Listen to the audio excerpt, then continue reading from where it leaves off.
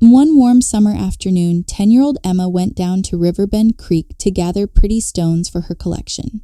She loved the way the stones glimmered under the sunlight. As she reached into the shallow water, she spotted something strange. An unusual, shiny object that looked like a bottle. When Emma picked it up, she noticed the bottle had something inside. A small, glowing figure. She uncorked the bottle and out popped a tiny mermaid, no bigger than her hand. The mermaid looked at Emma with her sparkling green eyes and introduced herself. Please subscribe to this channel. We have amazing stories coming your way. See you again. My name is Rio, said the little mermaid, her voice soft like the rustle of leaves. Thank you for rescuing me. I got lost far from home and I didn't know how to return to my pond. Emma, amazed but kind-hearted, smiled. Don't worry, Rio. I'll take care of you until we figure out how to get you home. Emma tucked Rio carefully into her pocket and headed back home, her heart racing with excitement. She didn't tell anyone, not even her big brother Ben, about the tiny mermaid she carried. She was afraid someone might take Rio away. When Emma got to her room, she filled a glass bowl with water and gently placed Rio inside. The little mermaid swam around happily, her tail sparkling like a rainbow.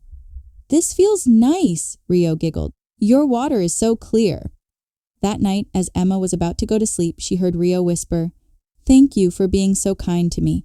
I will grant you one wish. Anything you want. Emma thought for a moment. She and her brother lived with their grandmother, who worked hard but barely had enough money to take care of them. Emma wanted to help her family. I wish we had enough money so my grandmother wouldn't have to work so hard. Rio nodded. I will grant your wish, but first we need to find my parents. They will help us. The next day, Emma sneaked Rio out of the house in her school backpack. She wanted to take her back to the creek, hoping Rio's family might be there, but as she walked down the quiet path, Ben followed her. What are you hiding? Ben asked, curious but firm. Emma hesitated. She didn't want to share her secret, but she knew Ben could be trusted. She pulled out the bowl with Rio inside. A mermaid? Ben gasped. This is amazing! Before Emma could explain everything, the sky darkened and the sound of rushing water filled the air. Out of the creek appeared two large mermaids with shimmering tails. Rio's parents. Rio, her mother cried. We've been searching everywhere for you. But before Emma and Ben could speak, Rio's father looked at them with suspicion. Did these humans trap you? He demanded. With a wave of his hand, Emma and Ben shrank to the size of toys. No, Papa, Rio said quickly. They saved me. Emma found me in a bottle and kept me safe. Rio's parents paused. They looked at their daughter, then at the tiny, scared humans. Rio's mother leaned down to examine the shrunken Emma and Ben. Her long, shimmering hair floated as though underwater. Is this true, Rio? She asked gently. Yes, Mama, Rio replied. Emma and Ben are kind. Emma even gave me a safe place to stay while I was lost. Rio's father furrowed his brow, still doubtful. If they are so kind, why were you in a bottle to begin with? Rio hesitated. I went exploring when I wasn't supposed to. I got lost and trapped in the bottle by accident. Her mother sighed. Rio, we've warned you about wandering off. The human world is dangerous for mermaids. Emma, still no bigger than a doll, shouted up at them. We're not dangerous. We just wanted to help Rio get home safely. Rio's father studied Emma and Ben for a long moment. Finally, he nodded. Very well. If what Rio says is true, then we owe you thanks. But we cannot leave you like this. With a wave of his hand, he restored Emma and Ben to their normal size. The siblings stumbled back, dizzy from the sudden change. Thank you, Emma said, relief flooding her face. But there's one more thing. She hesitated before explaining her wish about helping her family. Rio's parents listened carefully. Her mother smiled kindly. You asked for help, not for yourself, but for your family. That shows you have a good heart. She turned to Rio. My dear, you were right to trust these humans. Rio's father stepped forward and reached into a pouch tied to his waist. He pulled out a small pearl that sparkled brighter than the stars. "This is a gift for you," he said, handing it to Emma. "Take it to the old jeweler in your village. He will know its worth. This should help your family for a long time." Emma's eyes widened. "Thank you so much." Ben, who had been quiet, finally spoke. "Will we ever see Rio again?" Rio grinned. "Of course. Now that I know where you live, I'll visit whenever I can." Her parents chuckled. "As long as she promises not to wander off without telling us first." The family of mermaids swam back into the creek, their tails glimmering as they disappeared beneath the water. Emma and Ben stared after them, their hearts full of wonder and gratitude. That evening, Emma and Ben showed the pearl to their grandmother. Tears filled her eyes when she realized its value. They could finally fix their small house, buy enough food, and even send Emma and Ben to better schools. But even as their lives began to change, Emma often visited the creek, hoping to see her mermaid friend again. A few weeks passed, and Emma couldn't stop thinking about Rio and her family. Every afternoon, after helping her grandmother, she'd sneak down to Riverbend Creek, sitting by the water and skipping stones, hoping Rio would appear. One day, as Emma sat by the creek, a loud rustling came from the bushes behind her. She turned quickly, half expecting Ben to be spying on her again. Instead, a scruffy little boy, no older than 7, stepped out, holding a fishing rod made of a long stick and some string. "Who are you?" Emma asked, startled. The boy grinned mischievously. "Name's Toby. I've been watching you come here every day. What are you doing?" "You don't even fish." Emma crossed her arms. "It's none of your business." But Toby was too curious to be put off. "Bet you're waiting for something magical, huh?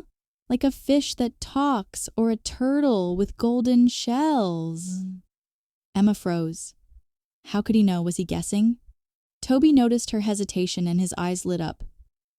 "Wait, you are, aren't you?"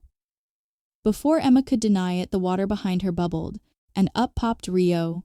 Her tail sparkled in the sunlight as she waved excitedly. "Emma, I missed you!" Toby's jaw dropped, and he pointed at Rio. "A mermaid?" Rio tilted her head, confused. "Who's that?" Emma sighed. "That's Toby. He saw me coming here and followed me." "Hey, I didn't mean no harm," Toby said quickly, holding up his hands. "I ain't telling anyone, I swear. But a real mermaid? That's awesome." Before Rio could reply, the water bubbled again, and another figure appeared. A small, grumpy-looking crab with bright red claws. He climbed onto the riverbank and glared at Rio. "Rio, what are you doing out here again? Your parents are going to be furious." Rio rolled her eyes. "Relax, Clink. I just came to visit my friends." "Friends?" Clink said, looking at Emma and Toby suspiciously. "You mean humans? You know we're not supposed to mix with them." "But they're nice," Rio protested. Clink sighed, muttering to himself, "This is exactly how a trouble starts." Just then, the bushes rustled again. This time it wasn't a kid or an animal. It was an old man with a long gray beard and a crooked staff. His clothes were patched, and his eyes twinkled like he knew every secret in the world. Well, the man said in a raspy voice. "What do we have here? A mermaid, 2 meddling kids, and a talking crab. This is quite the find." "Who are you?" Toby asked, stepping protectively in front of Emma and Rio. The man chuckled. "Name's Jasper. Some call me the Creek Wizard. Others call me a nosy old fool. But I've lived by this river longer than any of you, and I know its secrets." Emma felt a chill run down her spine. "Secrets? Like what?" Jasper leaned on his staff and grinned. "Oh, like the fact that this creek isn't just a creek. It's connected to the hidden world of magic, and that little mermaid of yours, she's more important than she knows." Rio blinked. "Me? Why?" Jasper's grin faded. "Because there are creatures who would do anything to capture a mermaid like you. Creatures who want to use your magic for evil. Clink groaned. Great, now everyone knows. What creatures? Emma asked, her voice shaking. Jasper's eyes darkened. Shadow swarmers? Dangerous beings that live in the deep, dark waters, and if they find out Rio is here. Before he could finish, the creek water turned black as ink, and the air filled with an eerie humming sound. Jasper's face grew grim. Too late, they've already found us. The black water in the creek churned violently, and out of it emerged shadowy, slithering creatures with glowing yellow eyes. Their long, twisting bodies looked like eels, but they were far more menacing, dripping darkness with every move. Emma clutched Toby's arm as Rio gasped in fear. Shadow swarmers! Clink shouted, scrambling backward. I told you this was a bad idea, Rio. Jasper slammed his staff into the ground, sending a spark of light rippling through the air. Stay back, kids. These creatures feed on magic, and mermaid magic is their favorite. But what do they want with me? Rio cried, her small voice trembling. One of the shadow swarmers hissed, its voice echoing like a dozen whispers. The mermaid holds the key to the portal to the hidden world. With her, we can take it all. Ithiam. Emma stepped forward, her fear melting into determination. You're not taking her anywhere. Jasper grinned, impressed. That's the spirit, kid, but bravery won't be enough. We need a plan. The shadow swarmers began circling, their dark forms spreading like an inky stain over the water. Rio's tail glowed faintly, and she looked at Jasper. What do we do? Jasper closed his eyes and muttered an incantation, his staff glowing brighter. Their weakness is light. If we can get them back into the deep water where they belong, I can seal the portal. But we'll need your help, Rio. Rio nodded, though her hands shook. What do I need to do? Use your voice, Jasper said. Sing the song of the river. It's ancient magic. The light in your song will drive them back. But I don't know the song, Rio said, panicking. Emma knelt by her. You can do this, Rio. Just sing from your heart. We're here to help. Rio took a deep breath and began to sing. Her voice was soft at first, trembling with fear. But as she continued, her confidence grew. Her melody was pure and radiant, and her tail glowed brighter and brighter. The water shimmered, pushing back the darkness. The shadow swarmers screeched, their forms flickering as the light from Rio's song surrounded them. Jasper raised his staff, chanting louder, and the ground beneath them rumbled. The creek water swirled into a whirlpool, dragging the creatures back toward the portal. Keep going, Rio, Emma shouted. Rio sang louder, her voice rising like a silver thread in the air. The last of the shadow swarmers was sucked into the whirlpool, and with a final resounding crack, Jasper slammed his staff down. The portal sealed, and the water returned to its normal, clear state. Silence fell over the creek. Rio slumped against a rock, exhausted but relieved. Emma and Toby rushed to her side.